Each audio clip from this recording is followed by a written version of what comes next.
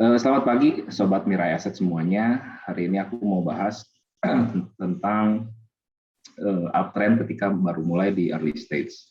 Nah, jadi memang menurut aku pribadi, uptrend itu adalah teman terbaiknya kita. Kenapa? Karena memang ketika kita bisa mendapatkan saham-saham yang uptrend, mereka dapat kasih profit yang sangat besar, gitu ya.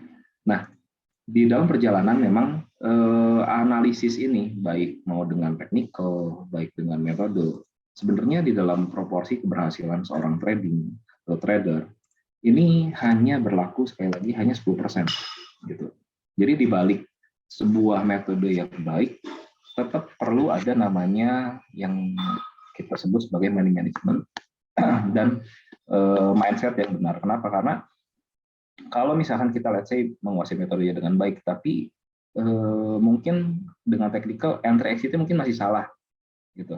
Nah itu kalau kita misalkan let's say ceritanya beli terlalu banyak di atas di ayun turun itu biasanya psikologinya kena. Kenapa? Karena ya melihat porto merah nggak kuat ya cut dulu habis di-cut naik. Itu kan sering kejadian banget. Jadi kenapa ya? Maksudnya habis dibeli kok turun, habis dijual kok dia naik. Karena kita masuknya salah posisi. Jadi kita perlu banget mengenali bahwa yang namanya market ini satu hal yang kita nggak bisa tebak secara pasti. Jadi bukan ilmu matematika 1+1 menjadi 2, tapi technical ini adalah alat bantu untuk memperbesar kita punya peluang. Gitu ya. Jadi sekali lagi tidak pernah bersifat 100% teman-teman. Maka karena sifatnya tidak pernah 100%, kita menggunakan namanya money management. Kita mencicil, kita melihat, oh kalau misalkan dia berjalan dengan baik, ya udah kita biarkan. Kalau misalkan dia ternyata balik arah, tidak sesuai dengan kita punya plan, maka kita harus melakukan yang namanya stop loss, gitu ya.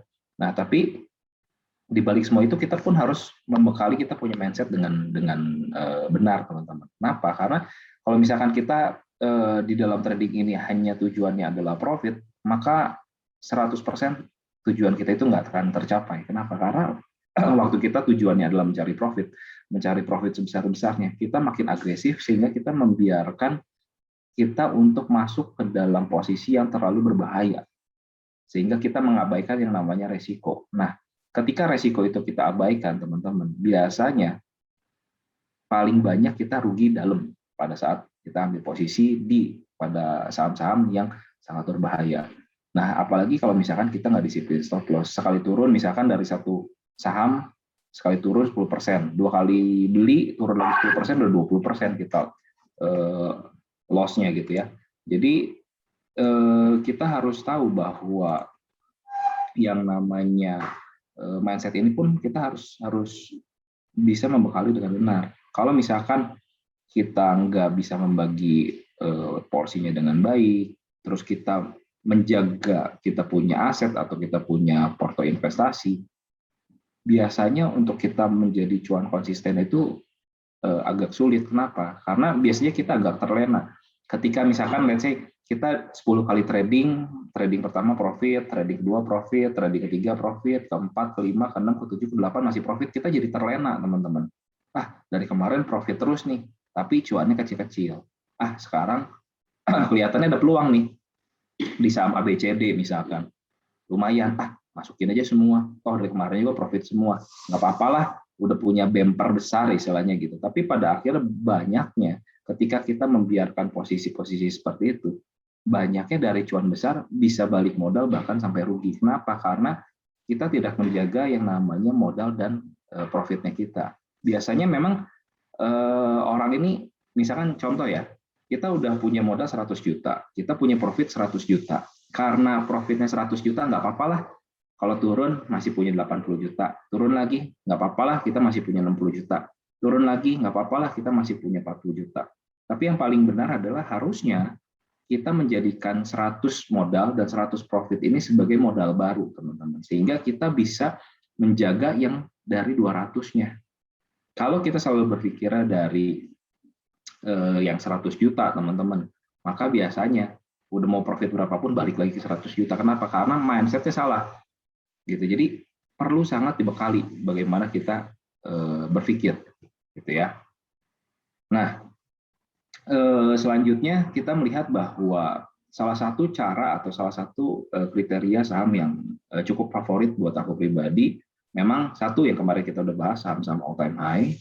Kedua adalah saham yang baru pertama kali keluar dari fase accumulation gitu. Jadi saham-saham yang udah turun cukup dalam, lalu biasanya dia bergerak dalam fase accumulation panjang, bisa dari 9 bulan, setahun, bahkan sampai 2 tahun, dan pertama kali dia keluar biasanya, nah ini akan memulai stage uptrend gitu ya.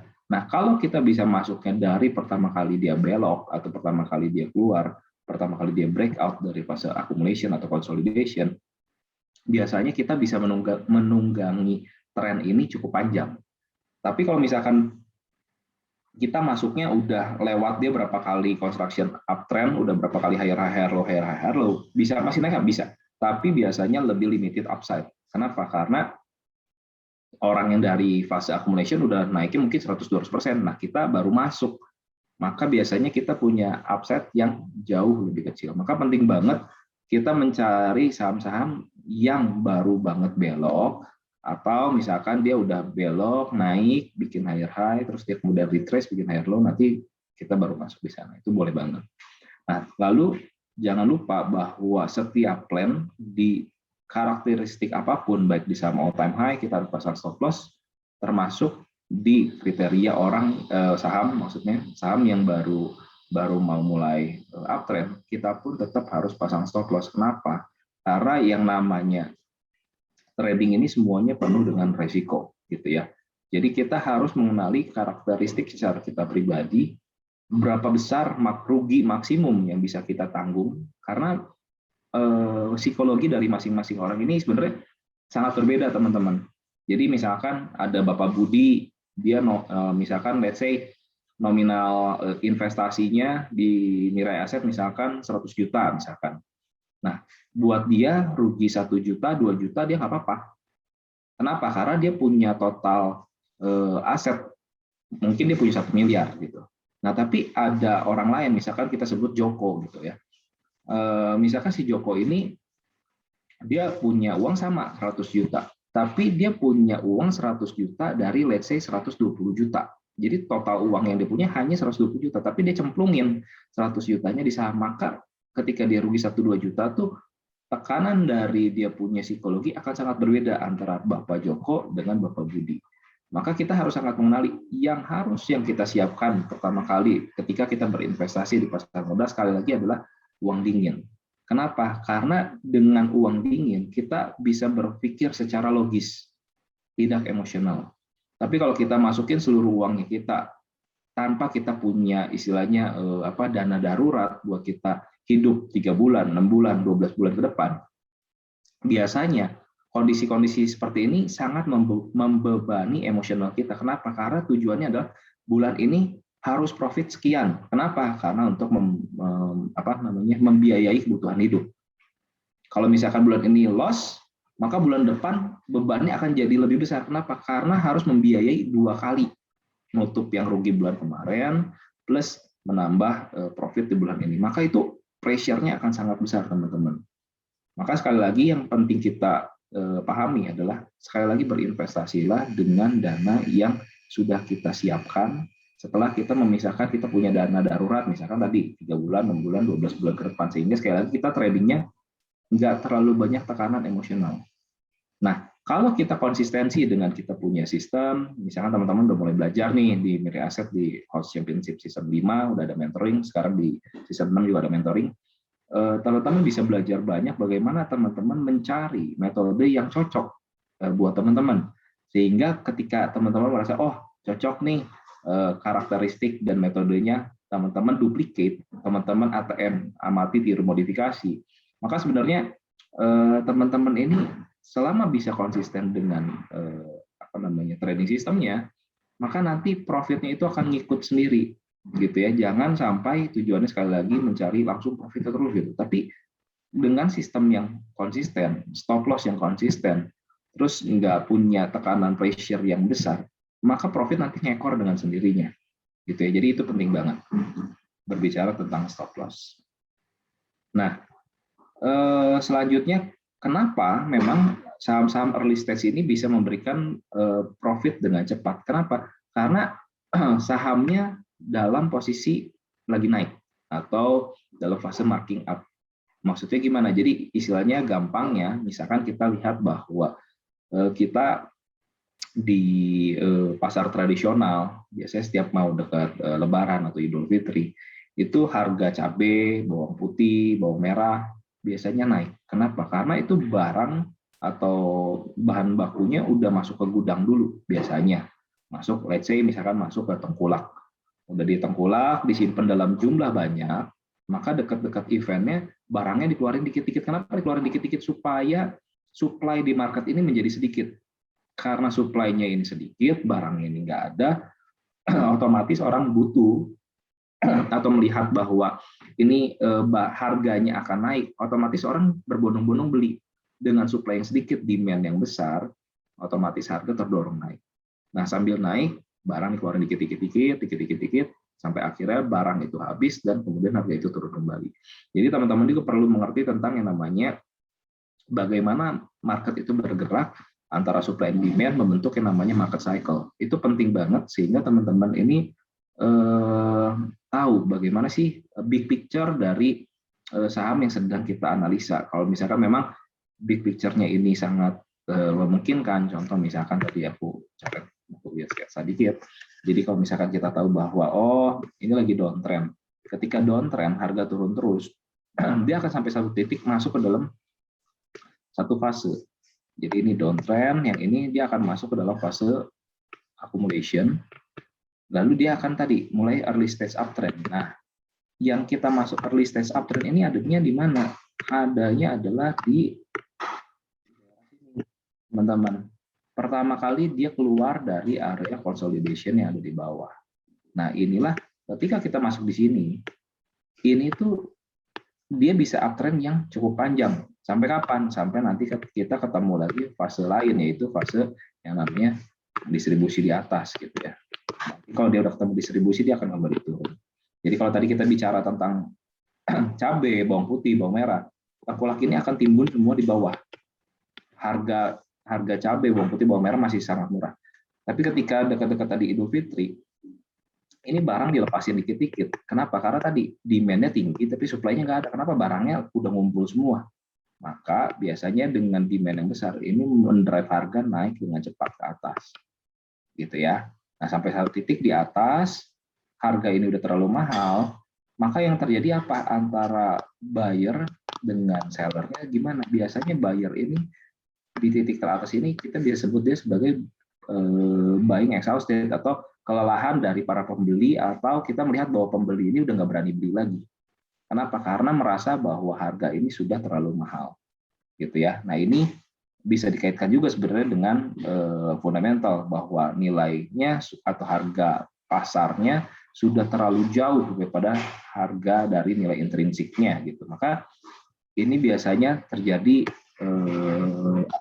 jualan atau heavy distribution, biasanya seperti itu. Gitu ya teman-teman. Nah, biasanya kalau misalkan kita lihat nih, kenapa sih harga saham ini bisa bergerak naik dari bawah sini naik ke atas. Maka satu, seperti tadi Bu Marta, kita bisa juga belajar dari fundamental sedikit. Kita melihat bahwa biasanya waktu dia naik ini, dia punya EPS ini, dia selalu growth atau EPS-nya ini selalu positif, naik. Jadi dibandingkan kuartal sebelumnya, dibandingkan tahun lalu biasanya naik, gitu ya. Ini yang mendorong harga atau orang-orang fundamental atau ya orang fundamental sih umumnya untuk membeli. Nah, kalau teknikal kita melihatnya psikologi massa. Kenapa ya semua orang ini beli? Karena banyak orang yang beli, kita ikut beli. Jadi kita ikut aja, ikut keretanya lagi mau naik ke atas ya kita ikut. Tapi kalau keretanya lagi mau turun ya kita jangan ikutan, gitu ya. Nah, sama halnya ketika ini turun, biasanya salah satu yang bisa dilihat adalah dia EPS-nya ini udah mulai negatif growth disebut. Jadi udah mulai turun, udah nggak ada pertumbuhan. Ini yang mendrive. Oh, ternyata dengan EPS-nya udah turun, PE segini jadi kemahalan dan lain sebagainya. Maka itu menjadi hal yang menjadi salah satu pertimbangan. Kenapa? Karena memang kalau misalkan kita berbicara tentang dana yang besar, mereka menjadikan salah satu faktor fundamental ini yang paling penting ketika mereka mengambil keputusan. Berbeda memang dengan karakteristik retail yang hanya fokus dengan pergerakan harganya aja. Nah, kalau misalkan institusi besar, mereka penting banget untuk melihat bahwa oh ini fundamentalnya good, company-nya GCG, maka mereka berani untuk membeli dalam waktu yang cukup panjang. Nah, kalau kita tujuannya adalah mempercepat kita punya profit, maka kita jangan beli sesuai dengan institusi. Institusi biasanya masuknya di accumulation di bawah. Nah, kalau kita masuknya langsung di belokannya aja. Kenapa? Karena kita men-skip waktu selama accumulation di bawah. Karena kenapa? Waktu accumulation ini bisa setahun, bisa 2 tahun, bisa 3 tahun. Kalau kita nungguin 3 tahun terlalu lama, teman-teman. Nah, kalau kita masuknya langsung sekali lagi di belokan sini, kita langsung ke bagian naiknya aja, maka kita bisa dapat profit dengan cepat dalam waktu yang singkat. Kenapa? Karena kita nebeng keretanya aja. Waktu keretanya lagi diisi istilahnya bahan bakar dan lain sebagainya, ya biarin aja. Ketika keretanya udah siap jalan, nah kita baru ikut, gitu ya. Ini yang sangat mendasari bagaimana kita berpikir. Ketika kita bisa dapetin big picture-nya, teman-teman, sekali lagi kita akan jadi jauh lebih mudah untuk mengambil keputusan. Karena kita tahu, oh saham ini big picture lagi uptrend. Meskipun let's say lagi turun-turun dikit, karena kita mengerti big picture-nya, stop loss-nya belum kena, construction trend-nya masih higher low, ya kita masih boleh keep. Tapi kalau misalkan dia udah mulai patah, bikin construction trend baru, udah bikin lower low, lower high, maka mau nggak mau kita keluar dulu. Kenapa? Karena bisa jadi tadi udah kena distribution. Nah, selanjutnya kita akan masuk ke dalam studi kasus nih, teman-teman.